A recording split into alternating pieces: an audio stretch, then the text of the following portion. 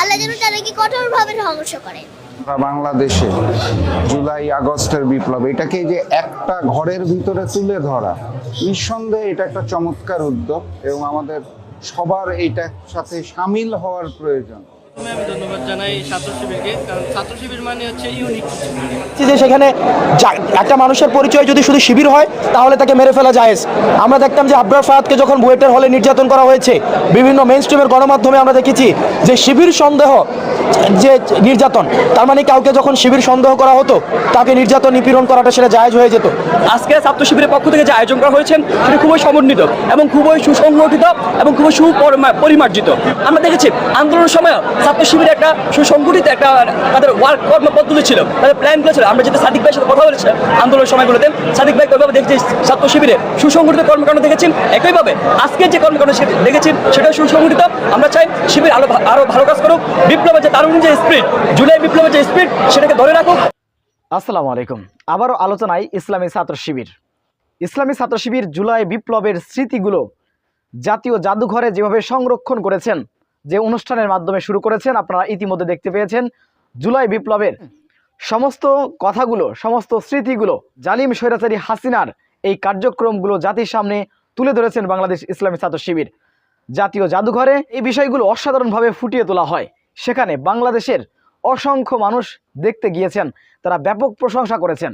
এমনকি বৈষম্যবিরোধী ছাত্র আন্দোলনের সমন্বয়ক হাসনাত আবদুল্লাহ সহ অসংখ্য সমন্বয়করা সেখানে গিয়েছেন।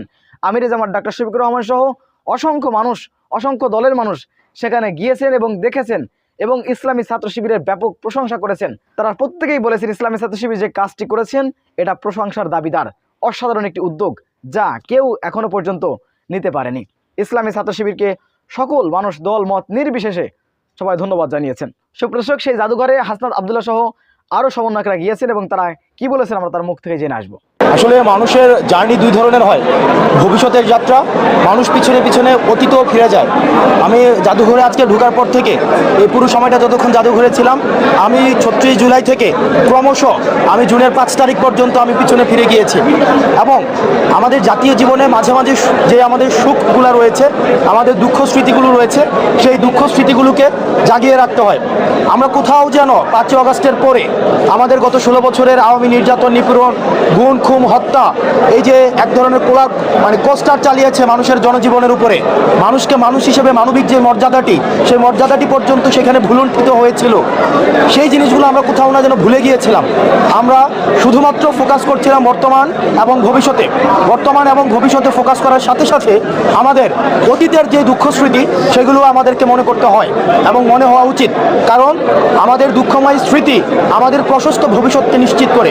সেই জায়গা থেকে বাংলাদেশ ইসলামী ছাত্র শিবির যে আয়োজনটি আজকে করেছে, গত 2 দিন ধরে ছিল এবং আমরা শুনেছি সেটা অব্যাহত থাকবে আরও কিছু 2-1 দিন। তো এটি আমাদের পুরো যে আমাদের journey to eradication of the fascism, আমাদের এই যে journey to eradication of the fascism, একদম ফেসিজমকে সমূলে উৎপাটনের যে আমাদের এই যে জার্নি, এটি কিন্তু শুধুমাত্র 36 দিনের জার্নি ছিল না, এটি দীর্ঘ। আমরা যদি বলতে চাই, লগি বৈঠা থেকে শুরু করে 2009 সালের বিরাজনীতিকীকরণ, পরবর্তীতে আমরা দেখেছি শাপলা হত্যাকাণ্ড, আমরা দেখেছি সেখানে মানুষকে একটা শিবির দেখেছি যে সেখানে একটা মানুষের পরিচয় যদি শুধু শিবির হয় তাহলে তাকে মেরে ফেলা জায়েজ। আমরা দেখতাম যে আবরার ফায়াদকে যখন বুয়েটের হলে নির্যাতন করা হয়েছে, বিভিন্ন মেইন স্ট্রিমের গণমাধ্যমে আমরা দেখেছি যে শিবির সন্দেহ যে নির্যাতন, তার মানে কাউকে যখন শিবির সন্দেহ করা হতো তাকে নির্যাতন নিপীড়ন করাটা সেটা জায়েজ হয়ে যেত। আমাদের এই যে লম্বা একটা লড়াই এবং সংগ্রাম, সেটা হচ্ছে ফেসিবাদের বিরুদ্ধে, সেটার সচিত্র উপস্থাপন আজকে এই জাদুঘরে হয়েছে এবং যেটার মধ্য দিয়ে আমরা ফিরে ফিরে ফেসিবাদের যে ক্ষতগুলো, এই ক্ষতগুলো আমরা জাতির সামনে আমরা উপস্থাপন করব এবং আমরা সবাইকে আহ্বান করব যার যার পর্যায় থেকে আমরা যেন এই ফেসিবাদের সচিত্র, এই ক্ষতগুলোকে জাতির সামনে আমরা তুলে ধরি। বাংলাদেশ ইসলামী ছাত্র শিবির যে আয়োজনটি করেছে সেটির জন্য আমরা তাদেরকে কৃতজ্ঞতা এবং সাধুবাদ জানাই এবং আমরা প্রত্যেকেই ফেসিবাদ বিরোধী যতগুলো শক্তি রয়েছে, আমরা আমাদের জায়গা থেকে এই ধরনের আওয়ামী যেই অন্যায়, অত্যাচার, নিপীড়ন, হত্যা এবং গুম খুনের যে ইতিহাসটি রয়েছে, এই ইতিহাসটি আমাদের জাতির সামনে তুলে ধরতে হবে। তবে আমার কাছে একটি পরামর্শ, যদি এটি আমাদের মুক্তিযুদ্ধ পরবর্তী পরবর্তী 71 পরবর্তীতেও আমাদের শেখ মুজিব যে বাকশাল কায়েমের মধ্য দিয়ে 74-এ যেভাবে আমাদের গণমানুষের গণকণ্ঠ যেভাবে চেপে ধরেছিল, যেভাবে হচ্ছে সারা দেশে আমাদের এই ফ্যাসিজমের প্রাথমিক বীজটি যখন আমাদের বপন করা হয়েছিল, যদি আমাদের ইতিহাসটা সেখান থেকে টানা হতো তাহলে সেটির পূর্ণাঙ্গতা পেত।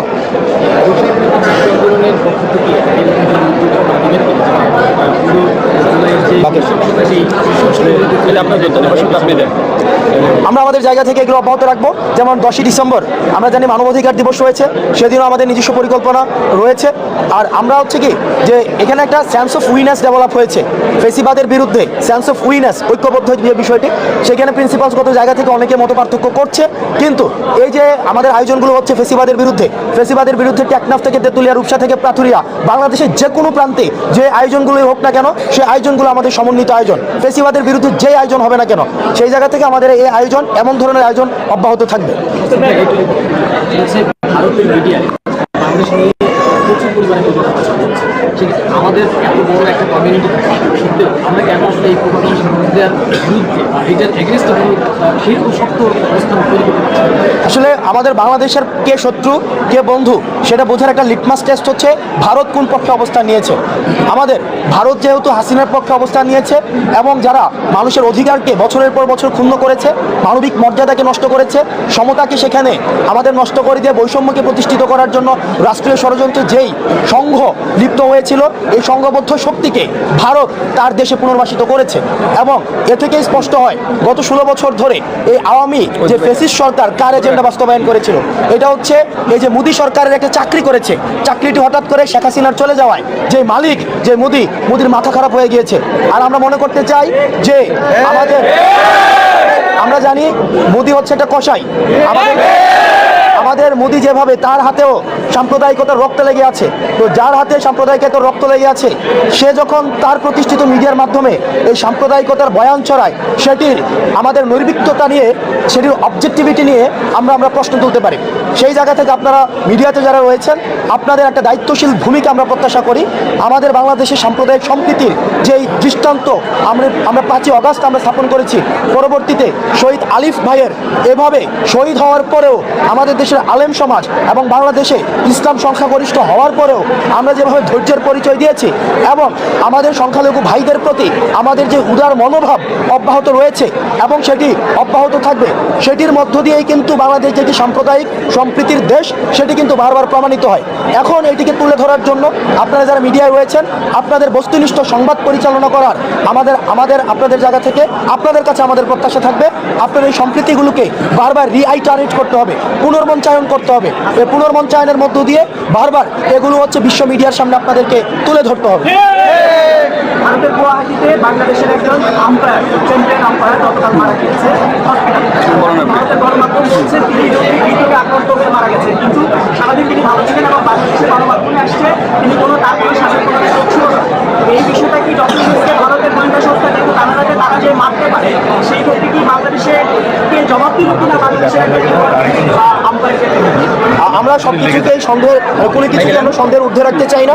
এই বিষয়টিকে যদি কোনো ধরনের সন্দেহের অবকাশ থাকে তাহলে ক্রিটিক্যাল দৃষ্টিভঙ্গি থেকে যে আইনগত পর্যবেক্ষণ যেটি রয়েছে সেটি পরিচালনা করার জন্য আমাদের আহ্বান থাকবে।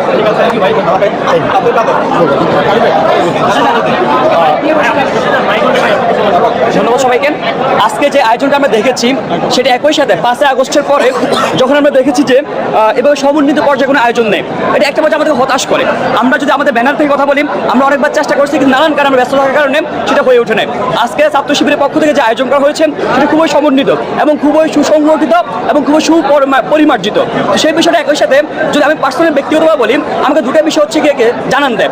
একটা বিষয় হচ্ছে বিগত 13 থেকে 17 বছরে ফ্যাসিবাদী ব্যবস্থা কায়েম করার জন্য শেখ হাসিনা সরকার যে গুম, খুন, হত্যা, নির্যাতন, নিপীড়ন চালিয়েছিল আমাদের অগ্রজদের উপরে, আমাদের উপরে যে নির্যাতন চালিয়েছিল সেটা আমরা একটা প্রত্যক্ষদর্শী হলাম।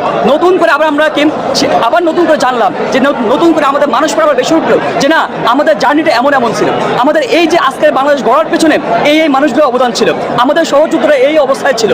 তো একই সাথে যে আমাদের যে হৃদয় রক্তক্ষরণ যেভাবে হয়েছে আমাদেরকে আবার স্মরণ করে দিয়েছে যে না, আমাদের দায়িত্ব অনেক বড় বেশি।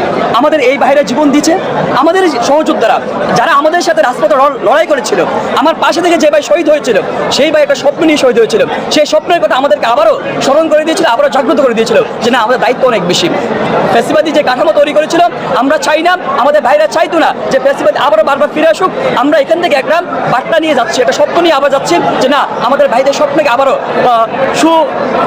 পরিমার্জিত করতে হবে, সমুন্নত রাখতে হবে। সেই বার্তাটা ছাত্র শিবিরের পক্ষ থেকে যেতে এসেছেন। আমরা দেখেছি আন্দোলনের সময় ছাত্র শিবিরের একটা সুসংগঠিত একটা তাদের ওয়ার্ক কর্ম পদ্ধতি ছিল, তাদের প্ল্যানগুলো ছিল। আমরা যেটা সাদিক ভাইয়ের সাথে কথা বলেছিলাম আন্দোলনের সময়গুলোতে, সাদিক ভাইকে ওইভাবে দেখছি ছাত্র শিবিরে সুসংগঠিত কর্মকাণ্ড দেখেছি। একইভাবে আজকে যে কর্মকাণ্ড দেখেছি সেটা সুসংগঠিত। আমরা চাই শিবির আরো ভালো কাজ করুক, বিপ্লবের যে তারুণ যে স্পিরিট, জুলাই বিপ্লবের যে স্পিরিট, সেটাকে ধরে রাখুক, সেটাকে বেগবান করুক, সে আশাবাদ ব্যক্ত রাখি। ধন্যবাদ। সুপ্রদর্শক, ইসলামী ছাত্র শিবিরের এই আয়োজন আপনারা কিভাবে দেখেন অবশ্যই আপনাদের মূল্যবান মন্তব্য কমেন্ট বক্সে জানাবেন। সবসময় সত্য নির্ভেজাল তথ্য পেতে স্বাধীন বাংলা ইউটিউব চ্যানেলটি সাবস্ক্রাইব করে আমাদের সাথে থাকুন। আসসালামু আলাইকুম রহমতুল্লাহি ওয়া বারাকাতুহু।